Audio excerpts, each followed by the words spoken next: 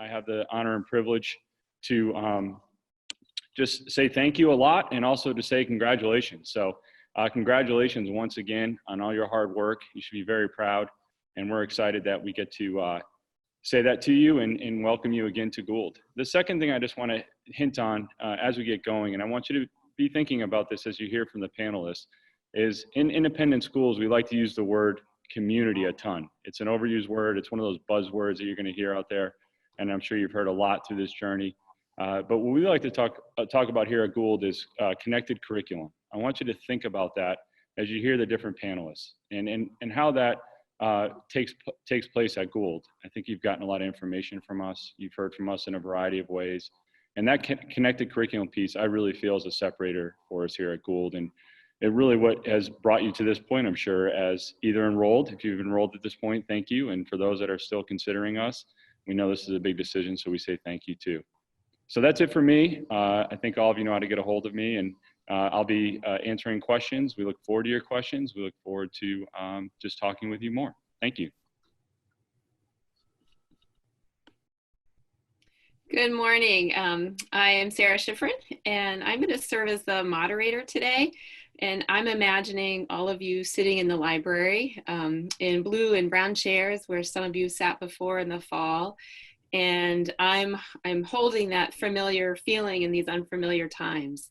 If anything I've learned in the last week of Zoom meetings, which many of you are experiencing, is that faces and voices and stories connect us to place, and they help connect us to our next steps.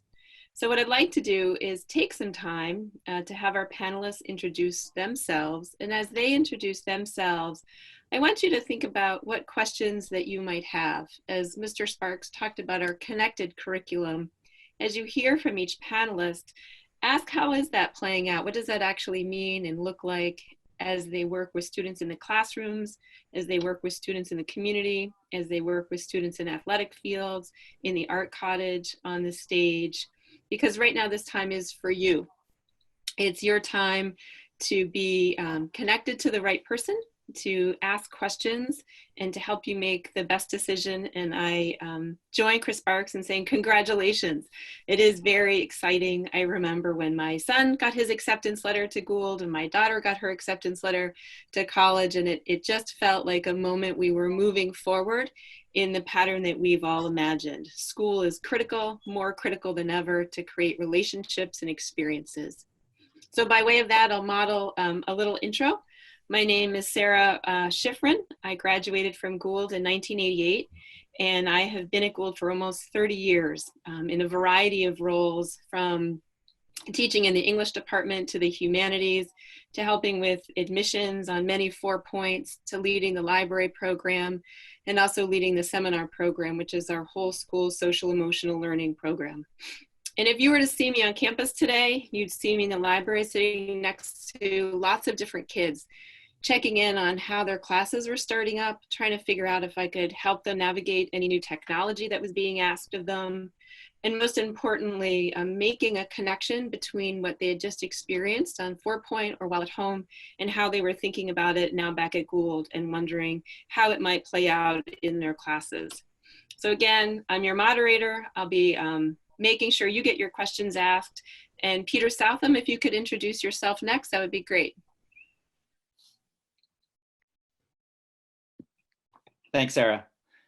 So my name's Peter Southam. I've been teaching here at Gould. This is my 18th year. I've been teaching science for 30 years.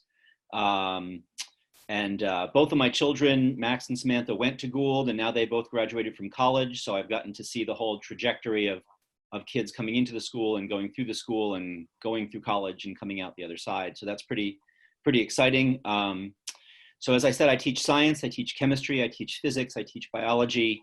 And if you were to come see me today, you would probably see me working with kids somewhere in the science building, maybe doing research, maybe working on a lab, doing something to do with science. And that's how I spend most of my days. Although I also spend some time in the fall coaching the mountain bike team, and that's a whole lot of fun. So I'm looking forward to seeing you here at Gould. And if you have any questions about math or science or mountain biking or road cycling, give me a yell. Thank you, Peter. Alec, could you please introduce yourself? Sure. Thank you, Sarah. My name is Alec Newell, and along with Sarah, I'm also an alum, and I'm also a classmate of hers from 1988. I have been teaching at Gould for 15 years. Although my connection to Gould runs pretty deep. My father was a longtime faculty member at Gould. And so I was running around campus from the age 3 right up until now. So I've always been a part of that Gould, the Gould community and connections with Bethel and certainly with the school. I teach AP US History, I teach Human Geography, and I teach a couple of senior electives. I also coach golf and baseball, and I'm also the day student advisor. So if any of your questions kind of have day student flair to them, I would be happy to help try to answer those as well. I live on campus. I will intro this with the prompt. If you were to see me certainly on campus, you would see me certainly in the role of teacher in all the classes that I mentioned. You'd also see me in the role of dad. My daughter is currently a senior at Gould and will be graduating here at the end of the year. I know she's very curious about how everything is going to shape up for the end of the year, but I guess all the interactions that you have with students, my interactions in the classroom, on the golf course, on the baseball field, all of those, I see as just incredibly important in terms of how the total picture, the total interaction happens between all the adults on campus and certainly the students. It really develops a pretty incredible bond when you can connect with students on so many different levels and in so many different areas. And that's certainly one of the reasons that I love to do what I do. So with that, I guess I'm good. Thanks, Sarah. Thanks, Alec. And I just want to notice that Morgan really likes your knuckleball video. So in the fall, Morgan, I know Mr. Newell has lots of baseball. So I don't know, flex the knuckles, ask him offline, what do you do with your knuckles in between to be able to do what he does? I'd be happy to throw a couple up there for you, Morgan. Excellent. Maybe we'll start a YouTube channel for you, Al. Denise, can you please introduce yourself next? Sure. Hi, I'm Denise Manning. I am the Dean of Students. I also teach English. This is our 23rd year at Gould. I've done all sorts of things. I've lived in the dorm. I've coached. I've taught ESL. I think I've done almost everything. The only thing I haven't done is teach juniors. That's the only thing I think. Otherwise, I think I've done everything. But our son, Alec, graduated from Gould. He graduated from college as well. So like Peter Southam, we've seen the whole trajectory, which is fascinating. If you were to see me on campus on a typical day, I would be teaching and welcoming students to assembly, turning them around if they're out of dress code, interacting with kids, hopefully before they get in trouble to fend off trouble. I try to do that if I can at all costs. And just interacting with kids in the dining hall, in the classroom building, anywhere I see them. And I love being part of the Gould community because I do get to be with kids all the time. And I miss them terribly. I think this spring is going to be really interesting because that daily interaction with them is part of what makes this job so great.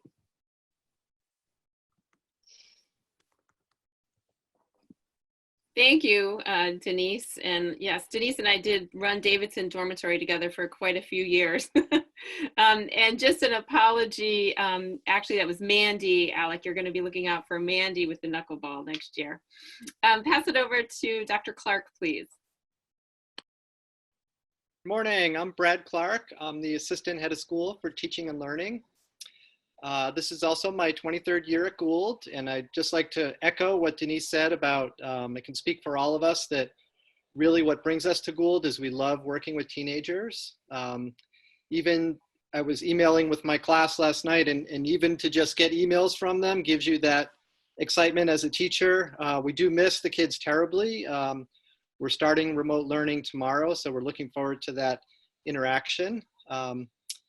As I look around the panel, it reminds me I've taught everyone's children who's pretty much on the panel, and I look forward, Chris Sparks, to teaching your kids and Courtney's as yours get older. I guess that's a sign that I've been at Gould for a while. I also love working with my colleagues at Gould. One of the special things about Gould is the bond, not only between the students and the faculty, but also within the faculty. It's a very tight community.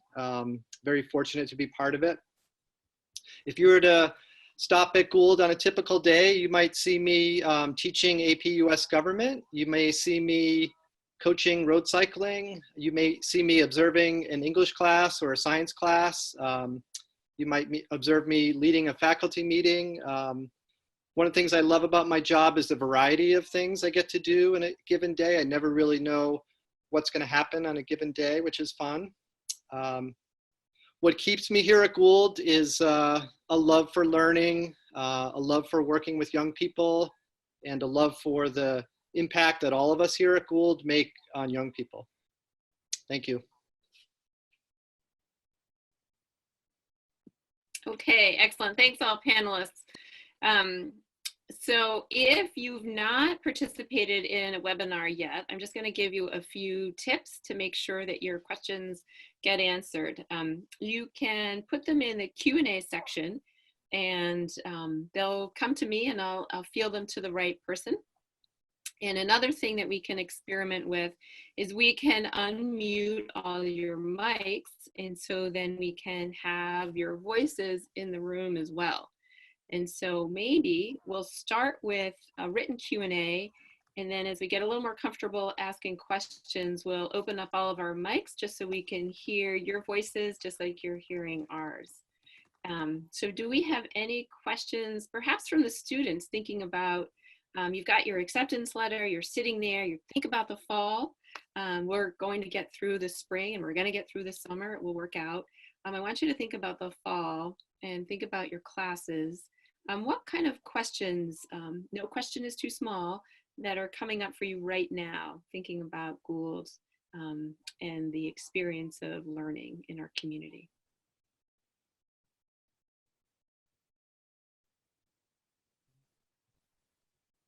Now, if you were with me in a classroom, I'd just hold the silence for a really long time, and I'd make eye contact and start nodding my head up and down, which would be like a tractor beam to say, like, yes, it is now your time to ask that question.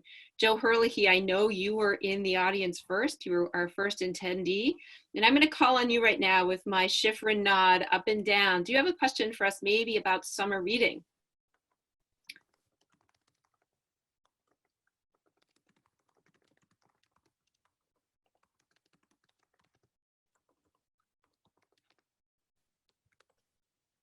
I know. Oh, here we go.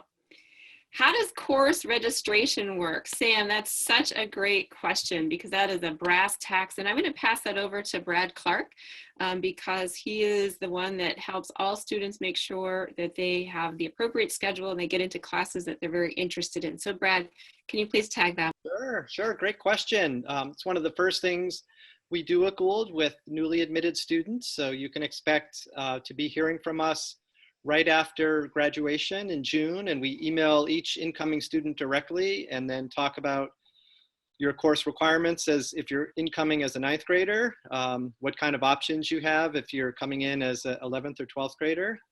In general, as you move towards junior and senior year, you have a lot more choice in your curriculum. One thing that students look forward to is as they get older, they have a lot more electives in the English department, the history department. We have great science electives. Our Idea Center and art and music classes are also great options. So one thing we do really carefully is have really one-on-one conversations about your courses and what your preferences are. And we're always available to answer questions. Thanks, Brad. Sam, and I hope that helps. If you have a follow-up question, please ask. A little tip, you'll see at the bottom, if you're looking at your webinar screen, you'll see at the bottom there's a little, like a raise hand icon. you can just pop that hand up and it will help the communications department queue up your question a little more quickly. In the meantime, Peter, can you do us a favor and can you explain how the STEM department integrates with the Idea Center, and also how your research class sometimes finds kids in the art cottage fabricating different things, and share with us a little bit about the Maine State Science Fair and how some of your students did this year? Sure. So Gould has a really great science program. And one of the things I really like about it is we try to spend a lot of time in all of our science courses across the curriculum doing science, doing labs, but often larger projects, longer projects, term-long projects, year-long projects. And one example of that is we have a full-on research course. So I think there were about 15 kids who started out this year, and they each developed their own project throughout the year, throughout multiple years. And they go to science fairs and they present their work.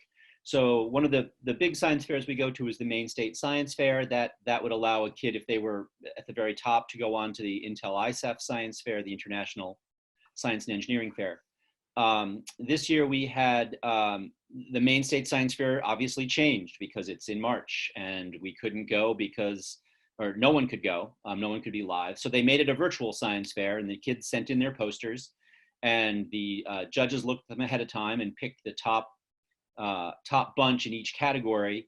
And so we had 5 different kids who went on to the next round where they then Skyped with judges on the Saturday when the science fair should have been happening, and then received awards that way. So we had the 5 projects I think that went on to that level. We had one boy who had worked both through the Ideas Center and through the Art Cottage to try to build a jet engine. So he was using parts from some turbochargers that we got from a local auto repair place, and he was doing some welding and he was doing some cutting and shaping and trying to put this thing together.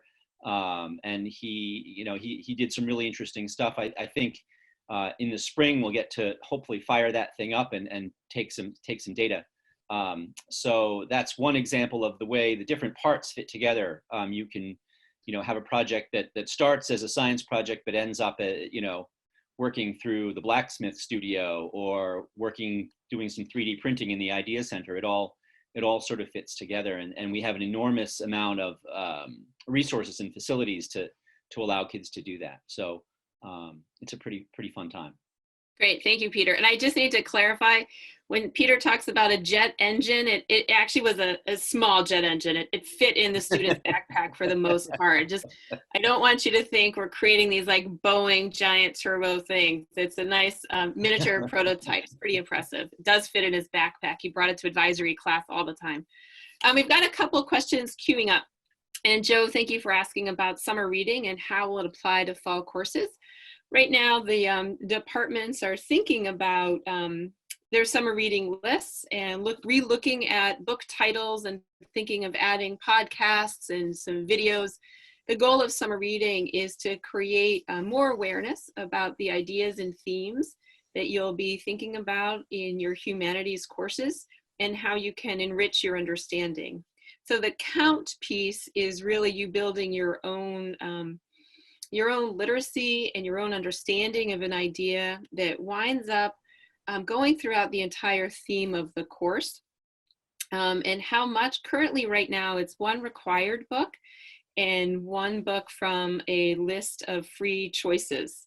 But we just kicked it off last week with the humanities department chair. She and I looked at the list as a librarian and starting to just rethink of that list and how multimedia can play a part of it as well. There are amazing podcasts out there and accessible videos that can help us learn in new ways as well. So Joe, stay tuned. A couple other questions from Jeff Hendren. Are there SAT, ACT prep courses? And Brad, I'm wondering if you could field that one and also talk about what Brooke does with college counseling.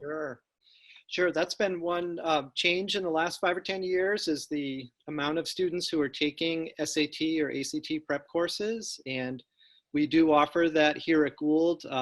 It actually is also part of our seminar program that Sara referred to. So in the junior year, we have a test prep company come to seminar to speak to the whole junior class, and the kids take some practice exams. And then there's opportunities to follow up to take SAT or ACT prep over the course of either the rest of junior year or the first part of senior year. So that's something that's been built into our curriculum, in particular with the college counseling and seminar piece. So good question. Thanks, Brad. And can you follow up to talk about the average class size and the requirements to participate in fall and spring sports, those athletic requirements? Sure.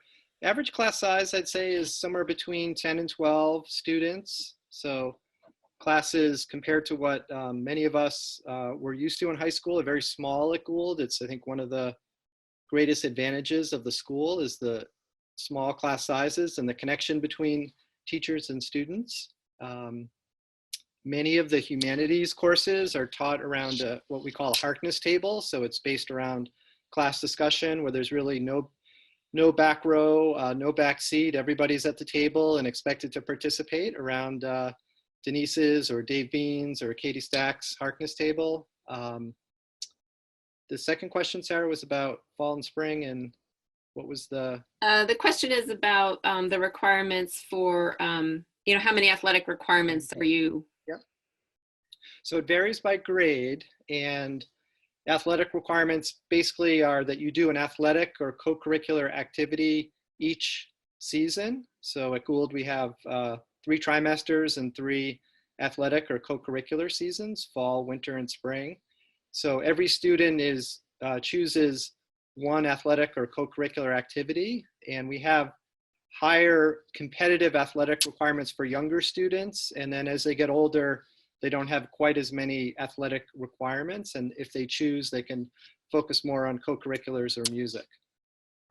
Great, thank you. And please make sure, Mandy, to follow up if you have other questions, we can keep asking some details. Peter, Jen has a question for you, and she'd like to know how the culminating 12th grade 4-point works. Is it a project that might come out of something like you talked about, Thomas's project? Do students stay on campus? Is travel involved? And when does it happen in the year? Can you talk a little bit about our 4-point program at the senior level? So yeah, so the senior 4 points a pretty amazing opportunity for kids to design their own project. So kids can start working on their senior 4-point. Usually we say right after they finish junior 4-point. So right after March, and they can work on it. It's a 40-hour requirement, but many kids do far more than that. And so there are 3 or 4 faculty members who spend time with each individual senior working on their project. They put in a very simple application that then needs to be approved, and then they're on their way. So some kids spend a lot of the summer working on their senior 4-point project. Some kids do it in the first couple of weeks of March break, and then they come back as a class in April when we come back to school, and they present them to each other and the faculty in a very nice dinner in April. So this year that got a little rearranged. We had a lot of kids who had projects that they were planning to work on in March, some really interesting projects, and many of those fell through because the embassy was closed, or the school was closed, or whatever they were planning to work on was not there. And so we've been working a lot this vacation trying to get kids back on track with their projects and really trying to find something that they like. I always tell a kid, if they don't get out of bed in the morning saying, boy, I get to work on my senior 4-point project today, then maybe they picked the wrong project. So, I can give you a couple examples. We have, I have a couple students right now who are trying to work through music projects that got derailed during one of them was supposed to be, both of them were working with school groups. One of them was taking local school kids and producing The Wizard of Oz. But she lost control of her school kids because school stopped. And then another one was working on a project where she was job shadowing to watch what music education looked like in the public schools. And stop too. So both of them are onto different projects, and both of them are finding some pretty neat things, still along those lines, but quite different. You know, some of the other projects we've seen over time, we've seen more than one kid ride their bike across the country and do things like that. We've seen kids do a travel experience where they go somewhere and ask a question and do something, whether it's in South or Central America or Europe or Asia. We've seen kids who've looked at different businesses, worked in embassies. It's really whatever the kid wants to do, we try to figure out a way to make it fit our guidelines, and it's pretty exciting. Thanks, Peter. I think that speaks well to Chris Sparks' notion of the connected curriculum that we have. Over your time at Gould, we hope to build a skill set and a mindset that you can set out to do whatever you want in the world. And that 4-point capstone is really an opportunity to design and deploy something that you imagine is worth pursuing. And with the support of your 4-point advisors and also faculty and different mentors for your project, you really get to try it out on your own and put all those pieces of the curriculum, whether it be leadership, residential life, physics, English, and put them together in a way that you think is worth some meaning in the world. And it's really an exciting part. Alec, I need to cue you up next. We've got a few questions about the day student experience. How many day students are there on campus? And what is a day student's life like? What do they gain, and perhaps what do they miss out on being a day student? Yeah, in terms of our numbers of day students, they generally average right around 45 students. And I believe we're up close to 50 this year. We decorate all the lockers first thing during the year, giving everyone a little bit of a welcome. And I believe that was our number, I believe, that we had. I would say our day student, it's clearly different because the students don't live on campus. But we do a lot to try to really incorporate and keep the day student population feeling just as connected as if they were living right here in the dormitories. Generally, day students, I'll kind of just go through the day, I guess, a little bit. We'll come to campus. They have in Ordway is kind of where our day student commons is, where we have the lockers, as I mentioned before, that students can keep belongings in, go back to during the day if they need to change books and things of that sort, or change clothes for that matter, if it's sports, or for staying for our sit-down dinners, which we have every Tuesday evenings, which is a formal attire. So that's a place where students can kind of keep those sorts of things. We also have our day student lounge, which has become a very popular place, not just with the day students, but with all students. It's definitely one of the hangouts on campus, and again, has become a very popular place for students to be. And then during the school day, the day students are going through classes just as all the rest of our boarding students are. I would say that at the big difference, of course, is at 5:30. The students are certainly more than welcome to stay for dinner, but if they want to go home at that point or stay for study hall, they kind of have that option to be able to do that. We do ask that day students sign in the evenings to make sure we just know who's on campus. But other than that, we really try hard to kind of make it a very seamless kind of a connection, I guess, that the day students would have to being a student, feeling as though they're just as much of the community as a boarding student. Absolutely. It's a little bit everything but a bed moment. One quick question to answer: is there a dress code for sports? And every coach will let you know what you should wear for your athletic requirement. We provide, sometimes there's specific gear that the athletic department helps kids sign out, but there is no one dress code specifically for sports. Brad, I'm wondering, can you field the question? So if you're an 8th grader coming in, how does course placement work, and what kinds of recommendations do you see from the transcript to getting kids in their first classes? Sure, that's a great question. We'll be taking a close look at your transcript. So we'll be looking at what classes you took in 8th grade before you come to Gould. And then we'll be placing you in appropriate classes that both support and challenge you appropriately. Over the first couple weeks of the fall term, we'll be watching that placement. And if we do need to move a student from, example,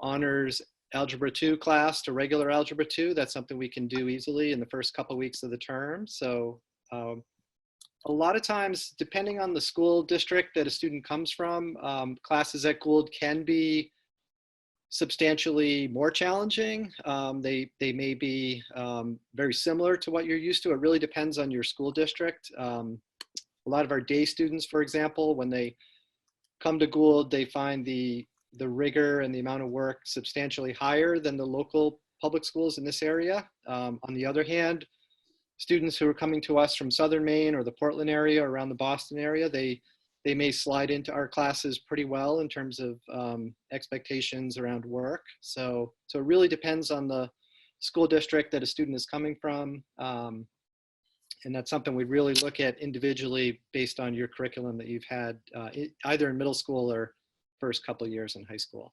Mm-hmm. And Abby, I would say Mr. Newell and I are both ninth grade teachers, and at the ninth grade level across the board, we really spend a lot of time developing the transition platform for you, making sure that you're understanding how the new systems work, the flow of your day, you're walking to lots of different classes, and the seminar program really helps to support your academic and social transition. And your ninth grade teachers are really networked and aligned, thinking about how to make sure that we're giving you some content that keeps you engaged, gets you curious, keeps you challenged, and at the same time is presented in a way that you are supported and you can find success. We get it. It's a huge transition into high school. And I think both Alec and I have recently had ninth graders, and so as children, so we're really dialed into what those needs are. And one question about, can students take an elective course each term from Wendy? And elective courses, it depends on the department. In our visual and performing arts classes, the electives are wide open, but as you get into some of the STEM and humanities, sometimes there are some prerequisites for you. And so we really look at what you want to take, what you've already taken, and we help make an assessment if that's an appropriate option for you. But many of our kids take electives in the Idea Center each term, or in the visual or performing arts, or sometimes double up on humanities or STEM electives.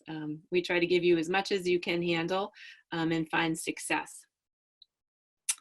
I'm going to queue up Chris Sparks. There was one question that maybe you could help out. It's about parents and how they can get involved with the Gould community. Yeah, sure. I'd love to talk about that. So Amy Cannell is the person that oversees that area, and the Gould Parents Association, so the GPA, even some of you may have even heard from some of these folks. It's a really great platform for you all to get involved and stay connected with the school. And you can, we have kind of groups all over the world. We have a Korean mom section. We have some parents in China that connect. We have parents in Germany. And then obviously domestically, there's a lot of parents that get involved. And it's one of those situations where you can come to campus during events, open houses, or some of those things, and be involved. If you can't make it to campus, you can reach out and call folks. But it's just a really great group and folks that get to lean on each other and work together. And I know Amy's always excited about talking about it. Mm-hmm. Absolutely. And Denise, I'm going to key you up. James has a great question. He writes, this will be his first time. This is the first time many will be on their own. How do you help students make the transition, especially for managing school expectations, activities, and in general? Can you answer that and make sure to highlight the advisory program? Mm-hmm. So it's a pretty comprehensive group, I think, who help with the transition. You have a student's advisor who is in direct communication with parents, and then you have dorm parents and teachers and coaches, and everyone's observing how that transition's going. And in the dorm, if a student's struggling to get in bed on time or do what they need to do, they get coaching from their dorm parent or the person who's on duty. If that issue persists, advisor is involved. So if a student's struggling, people know about it and are on it fast. So I think that the advisor is usually the point person. So each student has an advisor, is assigned an advisor, and they join a group of fellow advisees, and everybody sits with their advisors in assembly, and the advisor is there to be sort of the adult mentor, confidant sometimes, and general support in all areas. So sometimes that advisor-advisee relationship is very strong and makes a huge difference. It just depends on the chemistry, but I know that I'm in touch with many, many advisees who have graduated and gone on to life, and you know, we've been to weddings and held people's babies, and so it can be a lifelong connection. But the other key thing about this comprehensive process of making sure kids transition, every week there's an advising counseling meeting, and at that meeting you have all the dorm heads, someone from the nursing staff, Katie Stack, who's the director of advising and wellness, and Alec Newell is there as a day student representative, the athletic trainers there. I'm forgetting somebody, but anyway, it's probably about 20 adults in the room, and we sort of go through and talk about any students who we're concerned about, and then make a plan. So of course, students will struggle with the transition. That's totally normal, and we are ready to help and support each student through the process, regardless of where they are, what they need. Mm-hmm. Thank you, Denise. And I would second, during this time that we're in, it's been unbelievable, the amount of advising that has gone both ways. Students that I've been connected with for 20 or 30 years are reaching out and really offering global support for what we're all experiencing right now. And that global interconnectedness, it's what's building a compassionate understanding of how to support each other. And without that Gould network, I think I only would have, you know, my family and just my Bethel community, but having a global reach of advisees being connected through generations has been unbelievably rich. And you can never underestimate the Gould network in times like this. It's been amazing. I'm very proud of it. And you'll feel it, and you'll get it right away. A lighter question, what's the girls' dorm like? The girls' dorm is awesome. It's unbelievable. It was renovated maybe 15 years ago, a full floor to ceiling renovation, and very thoughtful in terms of what community needs are. So each floor has an informal lounge as well as a small kitchenette area. The girls have very spacious rooms. There's efficiency heating in each room, which is actually important. Kids can control the temperature of the room individually. And there are also bathrooms that are shared. So you might walk into one bathroom that has multiple sinks, and then within that space, there are 4 bathrooms that are shared by 4 girls. So, and each bath has a toilet and a tub, not just a half shower. And so that really creates a nice transition in terms of living alone. And the hard thing is when you go to college, you just have that anchor of every dorm should look like the Gehring dorm, and it just doesn't. So you're really lucky. The rooms are beautiful. The view's extraordinary of the Mahoosic region. You walk down the staircase every morning and you're looking at thousands of acres of preserved land. And on the other side is Sunday River. And it just is magical, and it will stay in your mind forever. Absolutely forever. Brad, I'm wondering if you could I'm sorry, Alec, I want to cue you up just to talk about weekends a little bit and what a student could expect in a weekend. Sure. I also, one of the other things that I do on campus is I'm one of the weekend duty chiefs. So we have various groups of faculty that get grouped up together, and we spend the weekends on campus having fun, hopefully. So I'm just looking and seeing, in terms of the amount of students that are on campus during the weekends, we have a handful of students that will always take weekends, and that's fine. Students can certainly sign out to go home. There's a process that the students will go through during the week to make sure they get everything, all the phone calls and permissions and things like that taken care of. But our weekends, this year especially, and I'll talk a little bit about that in a second, basically we try to do whatever we can to fill time during the week with fun things to do, with activities that are lined up by the students.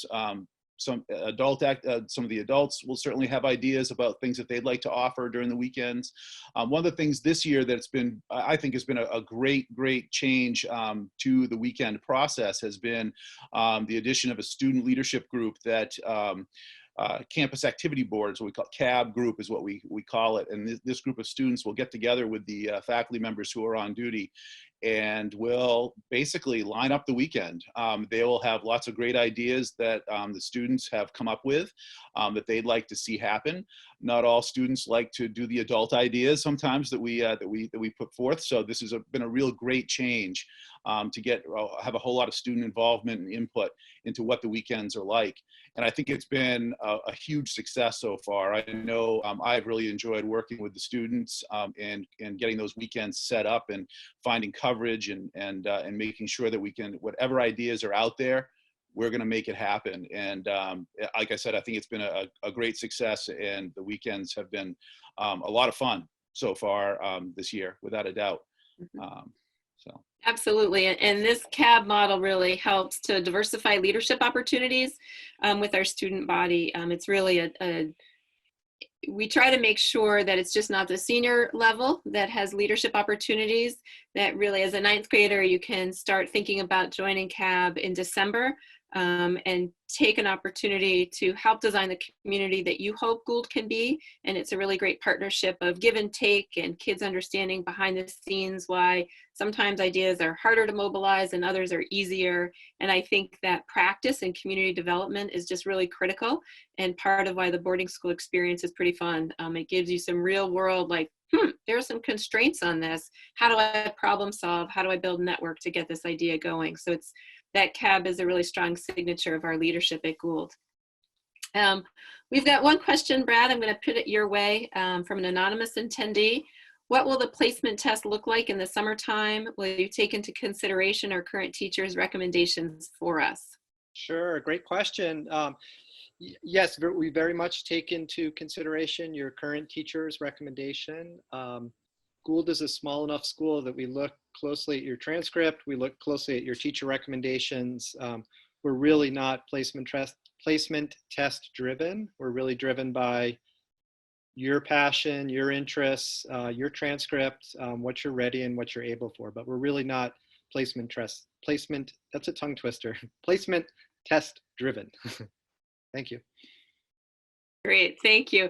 And Denise, a little bit about a follow-up to advising. In terms of weekly updates, teachers, how do parents know how students are doing in class? Are there weekly updates, or can you just talk about the communication protocol to help parents understand how their child's doing? Sure. So the advisor, again, is the point person, the individual who you reach out to first. Hopefully the advisor will know if a student isn't doing well.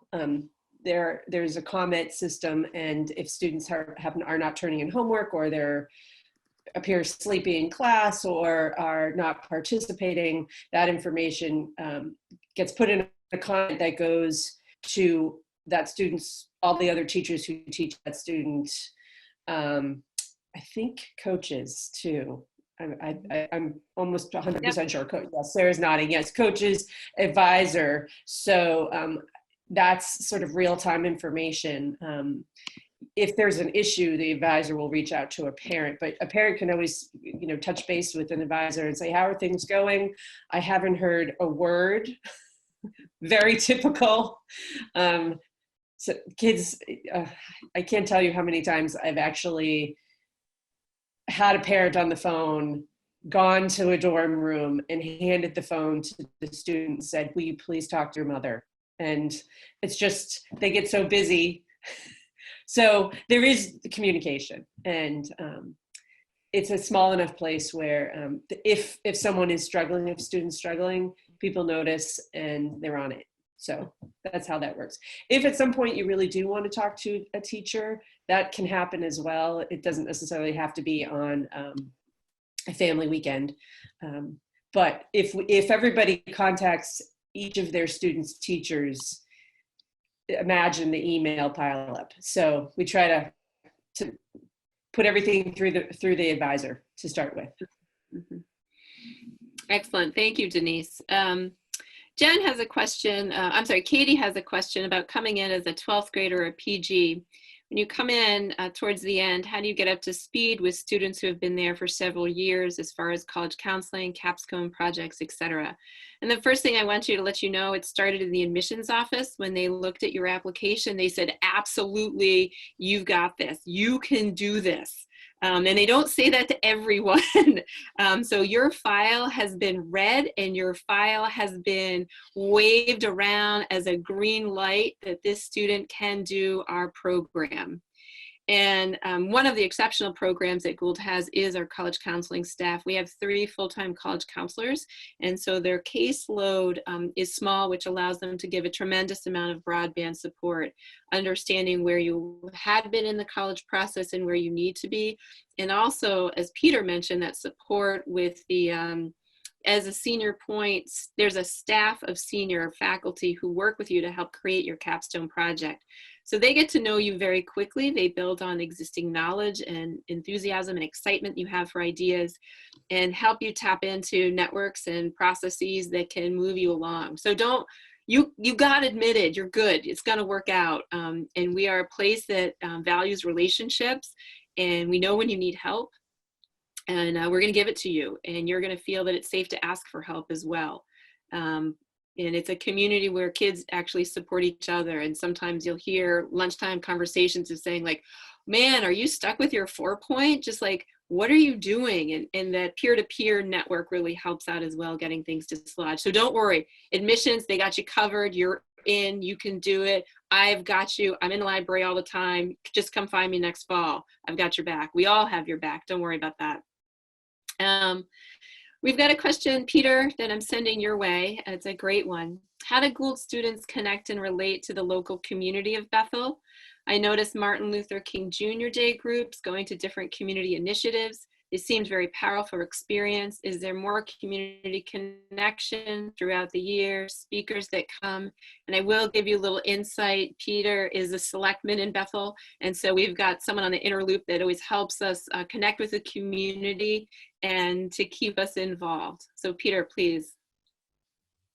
So Gould, you know, it strikes me every once in a while. I've taught at a bunch of different schools, and Gould is, by its sort of geographical nature, really tied into the town of Bethel. When kids can walk, I don't know, 100 feet out the back of the science building and they're at the grocery store, which is pretty useful. But it also means that our kids are very much front and center in the Bethel community. People know who they are. People, and they go to the local restaurants and they talk to local people just in their day-to-day experience, which is not the same as in most boarding schools. I went to a school in Connecticut where it was 7 miles to go to the grocery store, and kids could not walk there.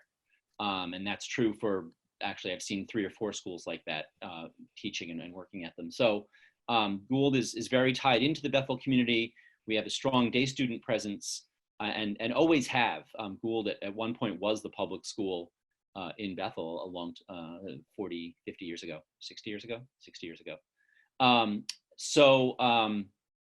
That gives kids some opportunities to see different parts of town and different kinds of people out and about.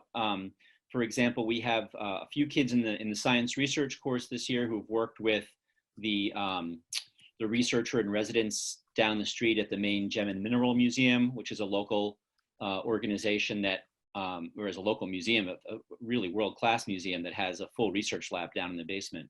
We've had kids who have done projects and work with the local land trust, you know, working on trails or thinking about what's going on there. The local trails organization, we've had a lot of our local mountain bike trails have been built by Gould students in the summer. There's a lot of connection between Bethel and the kids, as well as, bringing in speakers from the local community to talk about Earth Day or to talk about any of a variety of other topics. So the kids are pretty well tied in. And it's interesting because sometimes we'll have alums who will come back who will, when they're on college vacation, will come up and come back to Bethel and rent a house in Bethel for their break. And they feel really tied to not just the Gould community, but to the entire local community. Sunday River is another huge piece of that. So there's a lot here between the kids and the town. Absolutely. Thank you, Peter. It does become their home mountain. I've got a little note from communications to move things along quickly. Alec, I see you, so I'm going to try to get to you in a second. But this question from Sam has been on the docket for a while. Brad, can you talk about how kids balance academics and sports and how to manage classwork expectations when in conflict with sports schedules? Sure, it's a great question. That's one of the many things we do really well at Gould. Faculty are accustomed to working particularly with on-snow athletes who travel quite a bit over the course of the winter term. So whether it's alpine skiers, snowboarders, freestyle skiers, or Nordic skiers, a lot of them are traveling to different competitions. Here at Gould, we've been using blended learning for about 5 years, which is a combination of face-to-face and online learning. So your teachers know how to support you while you're gone. You always use the example of Hunter Bernard, who's a senior, who's kind of our poster child of how to be an on-snow athlete and be an outstanding student at the same time. Hunter will email, text his teachers from a ski area in Colorado or something. He's always right on top of his assignments, asking for help. So for some kids who, like Hunter, who travel, they do an outstanding job of keeping up in the classroom. And I think Gould is one of the very few schools that's really oriented towards supporting athletes who travel a lot, who also are engaged in high-level academics. Max Paris is another great example. Maya Garfield, 2 really high-level alpine skiers with a tremendous travel schedule, who also had great terms academically this winter. So really some of our top students are also our top, particularly winter on snow athletes, and this is more, I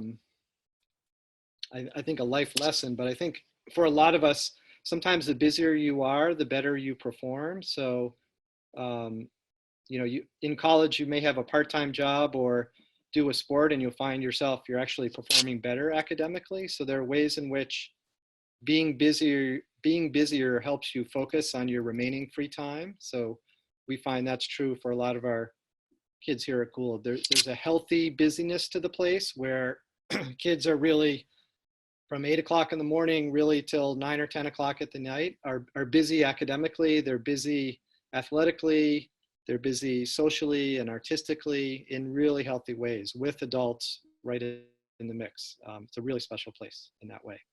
Thanks, great question. Thanks, Brad. Chris Sparks, I'm wondering, there have been a couple questions coming in about how roommates are figured out, how the orientation process helps to build relationships and community, and just if they are trying to remember what Holden and Davidson look like at dorms, just a little bit of a preview of that. Can you just wrap all those into one? Yeah, I'll try to do my best in quickly with as few amount of words as I can. And also too, just want to remind folks that whatever questions we don't get to, and I'm sure Sarah's going to touch on this, we'll definitely answer them all. But just really quickly, we're very intentional around roommates, very intentional about how we launch you and start you here at Gould. That's one of the things I was so impressed with when I first came to Gould, is that we really get to know you and we really want to make sure that we're doing our very best, that you feel connected early on. So we'll sit down as a group with the program team and the advisory council and talk about you and what makes sense in terms of where we feel you should be as a you might be in Holden or Davidson as a boy, and then obviously Gehring, and then we pair you up. And then as orientation comes along, I think parents and students are very well connected and brought into the fold and feel welcome. That's the feedback that we get all the time. So, and we're also happy to share, if folks need more information about Holden or Davidson, I'm happy to go through and take, pictures of rooms or videos, but those are also online as well. Great, thank you. One question about athletics: if you are doing a fall sport, how might you fill that in with dryland training for skiing? And that's definitely something that coaches are very collaborative, understanding what are the hopes of the athlete, the needs of the athlete, the hopes of the team, the needs of the individual sport. And that's another place where Gould shines. It's a conversation, and having students recognize how they have to learn to advocate for themselves and explain their hopes and understand different scenarios is a really critical part of growing up.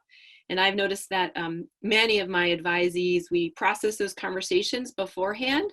So students are ready with their talking points, and they're ready for kind of a range of outcomes in order to have the mindset to move forward. And that's, it's a cliche phrase, but it does take a village to grow those, what are called soft skills in young people, where they learn to advocate and they learn to manage, maybe compromise, or curb enthusiasm if their friend didn't get what they wanted. But it's really a hallmark of the Gould program as we try to understand what is the student needs and wants, and how might our program support as many places as possible. One thing, parents, a question, Denise, I'm wondering if you could field this one. When can parents come visit their children? You can come visit your children anytime you want. It's about communication ahead of time. If you're going to take your child home or off campus for the weekend, there's a process for that. And sometimes parents will just come up, especially if they live close, and just call the administrator on duty and let them know, hey, I'm here. I'm going to take my daughter out for dinner, and I'll have her back by 7:30. And there's a visual checkout. We see the family or the parent, and to make sure that everything is legitimate.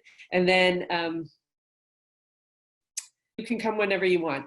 It's rare that, I think there are 2 closed weekends, but we still have parents who come and see their children when there are closed weekends. The only time where there's a little bit of a pushback about visiting is right at the beginning of the year. Sometimes a visit from parents isn't always a great idea if a student is struggling with homesickness. Many camps have a 14-day, you can't come and visit for 2 weeks or whatever. So that would be the only other reason why you couldn't visit. Getting through homesickness is often, it's important to ride it out with the adults around you and not with your families. So. Yes, hard but true. Yes.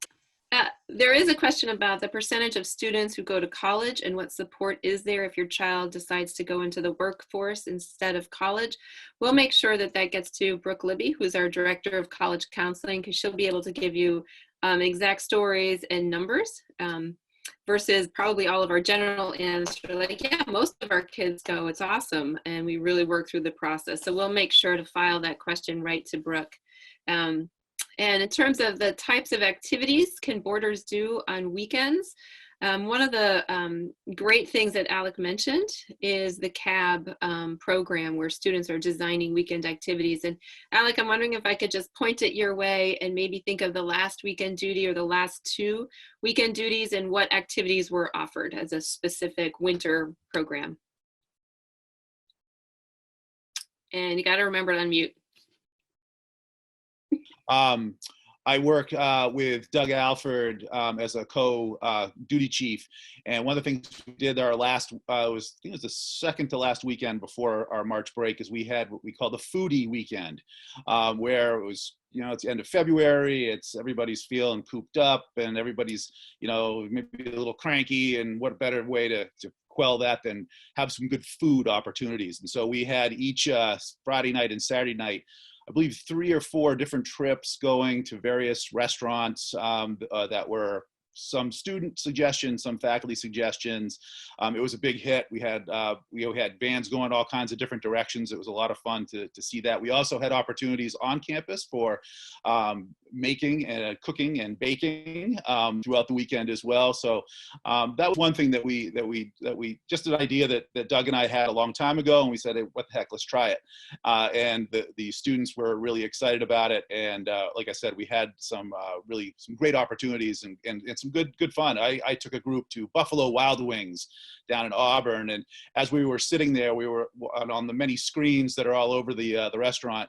We happened to see one of our students from last year, an alum from last year, who was playing college basketball for South Carolina, and so we were able to sit there as a group of Gould students and cheer on our fellow Gouldie who was doing well there up on the during the game. So, but that was that was our last weekend.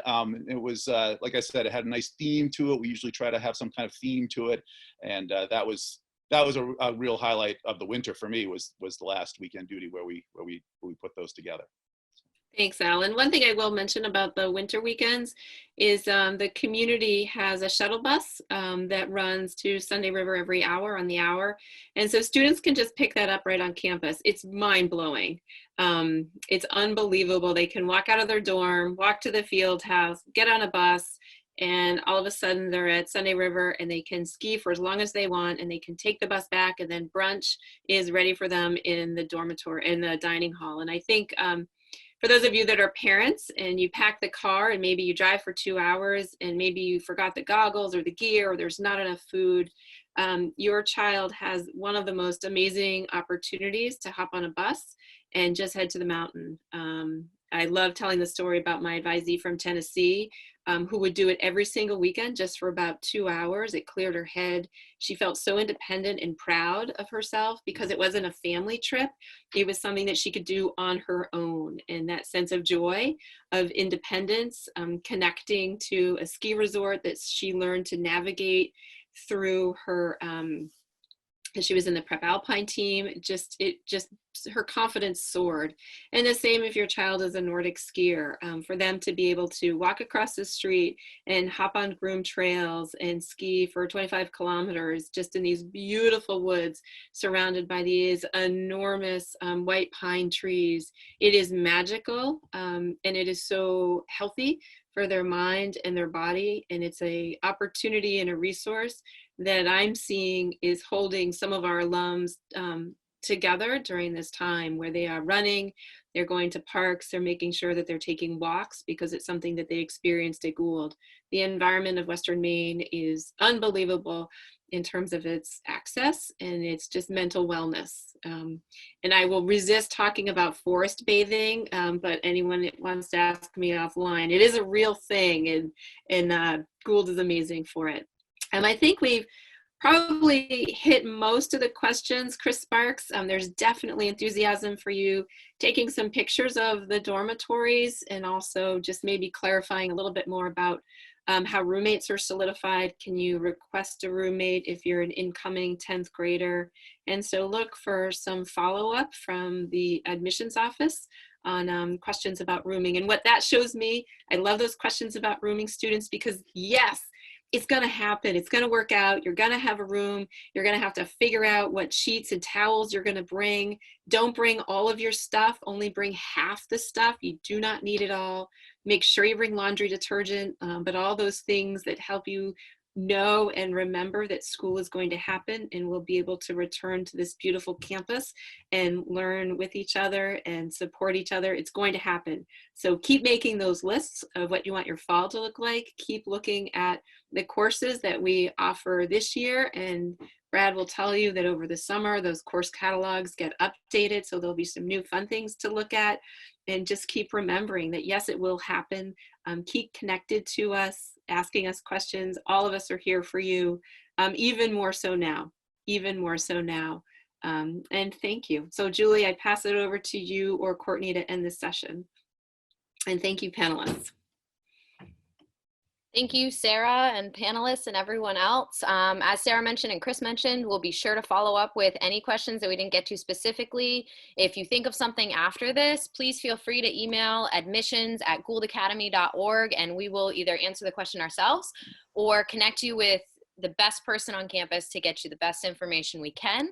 A reminder that from your email this morning, there's some great links to sample lessons, sample experiences, our video tour, all on that Revisit Day page. We invite you to watch those whenever you want, as many times as you want. And then there's a great opportunity this afternoon at 2 p.m. to log back in and chat with some current students and current parents about their experience, and they're really excited to share with you.